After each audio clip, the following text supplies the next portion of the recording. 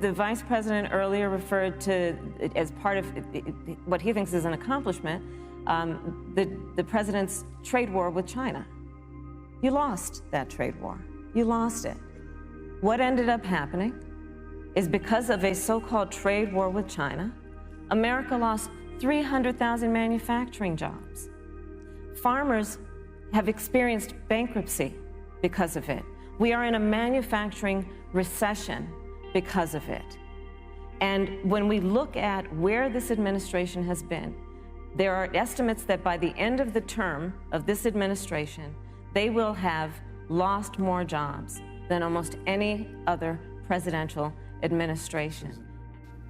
To every action, there is a reaction. When the United States first implemented a trade war in China, they may have never realized how their actions could affect other countries. For instance, sub-Saharan Africa was forced into economic distress due to the war, specifically South Sudan, Angola, and Eritrea.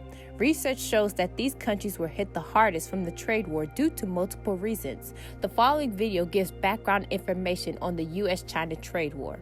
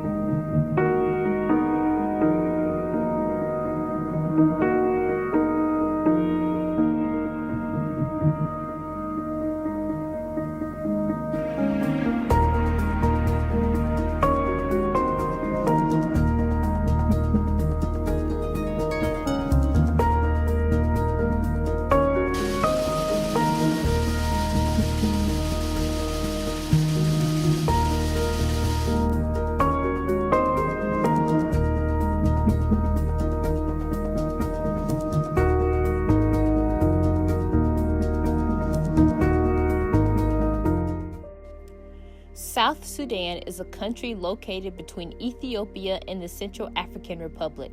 In 2017, 95% of South Sudan exports were to China. Their top export is crude petroleum, and other raw materials that they export includes forage crops, raw cotton, and gold. Also, in contrast to northern Sudan, the nature here is green and lush, with mountains, valleys, and of course, the stunning Nile River. Angola is a country located on the western Atlantic coast of Central Africa between Namibia and the Republic of the Congo. Their top export was crude petroleum, and other exports include diamonds, petroleum gas, refined petroleum, and coal tar oil. With a population of more than 6 million, Luanda is the world's most populous Portuguese-speaking capital city. The city is on Angola's Atlantic coast. Its current renaissance is a truly inspiring success story. Eritrea is a country located in East Africa and is bordered to the northeast and east by the Red Sea. In 2017, 58% of Eritrea's exports were to China. Their top export was ore, slag, and ash, and other exports include gold and pepper. Eritrea is a country smaller than Oklahoma, sitting on the Horn of Africa, bordering Sudan, Ethiopia, Djibouti, and the Red Sea, not far away from Yemen. About 5 million people call this land home, which gained independence from Ethiopia on the exact day I was born, May 24th, 1991. South Sudan and China's relationship began as early as the 1970s, when China sent a medical team of agricultural experts to provide assistance for the South Sudanese people. China also showed their support in 2005 by being one of the eyewitnesses to the signing of the peace agreement between North and South Sudan. China welcomes the signing of a comprehensive peace agreement with South Sudan's rivals and will continue to support the country's peace process. Although the United States is a heavy provider for South Sudan, these two countries do not have a significant relationship nor trades with one another. However, they will always show each other support. So today I want to speak directly to you, the people of Sudan and South Sudan. In your lives, you've endured extraordinary hardship. You carry in your hearts the memory of family and friends you've lost. But in recent years, against great odds, you've made remarkable progress. The start of Angola's and China's relationship takes place in the early 2000s. Once the Angolan War Reportigo ended in 2002, Angola needed to focus on the reconstruction of the country, and China provided much assistance to Angola.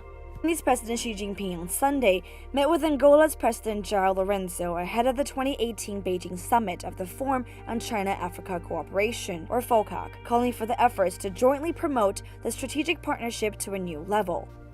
Angola and the United States have a long-standing relationship which began in 1993. Angola is the third largest trading partner to the United States in sub-Saharan Africa. Also, the United States provides Angola with military assistance and medical training. What's the sign of goodwill that the president is waiting for? Cessação das hostilidades. Da parte deles. Ending Depois da minha parte. hostility from your part? Who's going to take the lead? Although Eritrea and China have a relationship with one another, it is not normalized because the relation primarily consists of China loaning money to Eritrea. One instance was in 2007 when Eritrea acquired a $60 million loan from China to invest in a portion of the Bisha mine. The presence of occupation forces makes it impossible for any normalization of relationships. The United States' relationship with Eritrea began in 1993. The United States supported Eritrea's independence from Ethiopia, but tensions from numerous events contributed to decades of strained relations. Jump to somewhere and say I've achieved something. These were the real challenge, and the real challenge was do you have the resources for doing it? You may aspire to achieve some goals, but definitely you need resources to do that. Since China has to pay billions of dollars to the United States for the trade war, China has decreased their demand for imports. However, some of the imports come from South Sudan, Angola, and Eritrea, which relies heavily on exporting their goods to China for revenue. This major factor caused the economic distress in South Sudan, Angola, and Eritrea. So will this tension between China and the U.S. affect China's trade relations with Africa? And the effect will go beyond US and China. Definitely Africa and other continents in the world where it will be negatively impacted. It's only those who serve as alternative to counterpart country that will benefit from all of this. So Africa, if it's not very careful, might also take part in sudden price increases and reduction in investment across the globe. Another factor that caused the economic distress is the weakening commodity prices. Since China is South Sudan's, Angola's, and Eritrea's top exporting country, the value of their materials would decrease due to the shift in demand. There is a popular African adage that goes, when elephants fight, it is the grass that suffers. Now, though Africa was not the direct target of the US-China trade war and has remained largely absent from the discourse, the reality is African nations are now facing a mixture of opportunity and harm to their economies. And here's why. Now, these trade tariffs have typically led to significant drops in commodity prices, local currencies, as well as major equity exchanges on the continent, but Africa could also fill that commodities export gap left by the US in China itself. Let's take a look on how the weakening commodity prices is affecting each country. South Sudan is one of the most oil-subordinate nations on the planet, with oil representing nearly the entirety of fares and over 40% of its GDP. It means that the oil production will resume in the areas that where we had shut down. The oil production increase will now be increased because we used to produce 350,000 barrels a day in South Sudan.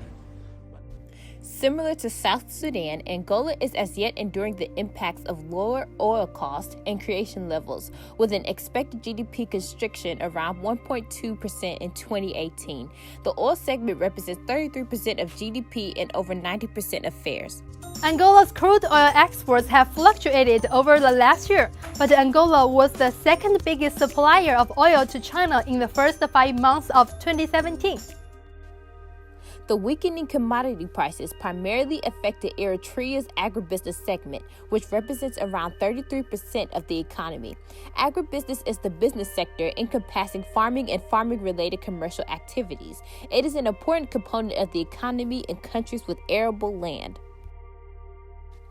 Another factor that caused economic distress in South Sudan, Angola, and Eritrea is the missed commercial opportunities. African businesses are poorly positioned to benefit from commercial opportunities surfacing from the trade war. According to the U.S. government's Bureau of Economic Analysis, the manufacturing sector accounted for over $2.2 trillion of U.S. GDP, or 11.6% of the total, in 2017.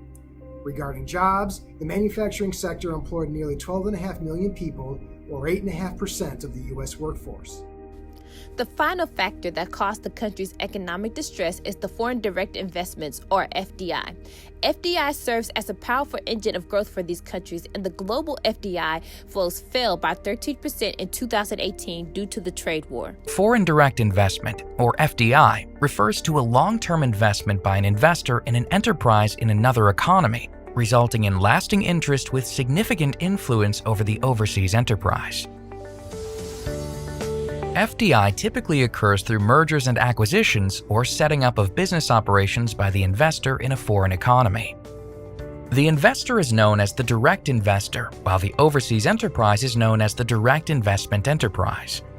For example, one solution to relieve South Sudan, Angola, and Eritrea from the economic distress is to create more trading relationships with other countries aside from China.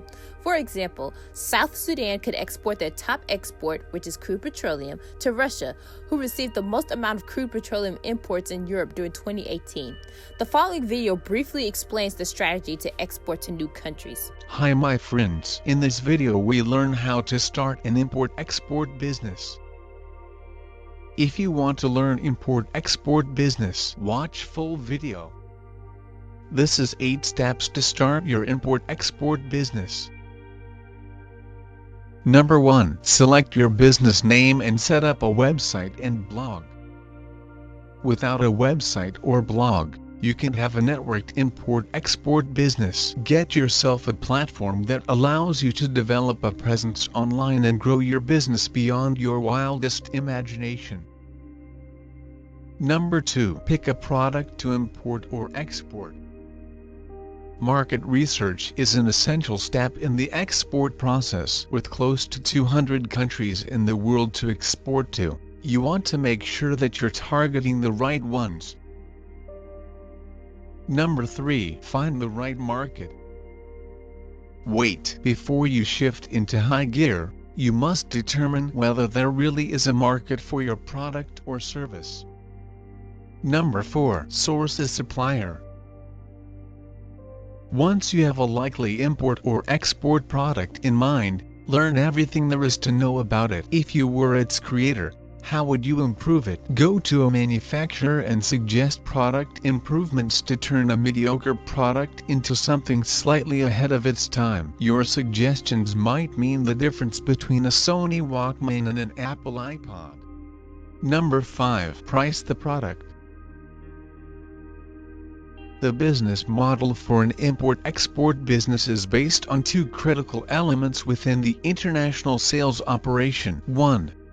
Volume, number of units sold. 2.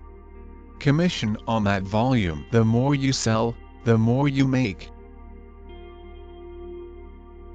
Number 6. Another solution to relieve these countries from their economic distress is to become a manufacturer. Implementing a manufacturing system for products that are more prevalent could increase revenue and even create more opportunities with other countries. The following video briefly explains the strategy to become a manufacturer. Have you decided what items you will sell or produce or what services you will provide? Have you made a merchandise plan, based upon estimated sales, to determine the amount of inventory you will need to control purchases? Have you found reliable suppliers who will assist you in the startup? Have you compared the prices, quality, and credit terms of suppliers? To reiterate, South Sudan, Angola, and Eritrea's economic distress was caused by China's decrease in imports, weakening commodity prices, missed commercial opportunities, and foreign direct investments. We conclude that these countries can recover from their financial depression if they utilize their resources and consider the solutions presented.